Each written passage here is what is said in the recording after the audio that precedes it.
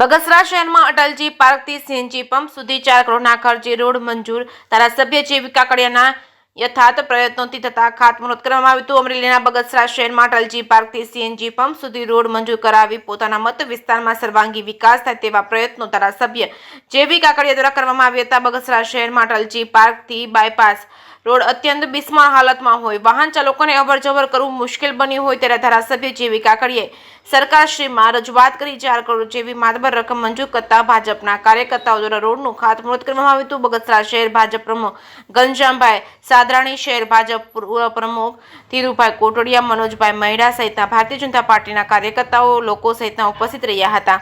જેકેએસની ગુજરાતી સાથે રોમિલ મણવર, બગસરા.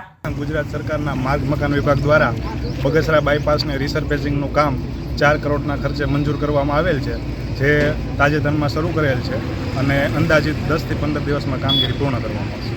આ રોડ ક્યાં ક્યાં લગી જાય? આ રોડ અટલજી પાર્કથી શરૂ થઈ અને અહીંયા સીએનજી પંપ સુધી બનશે.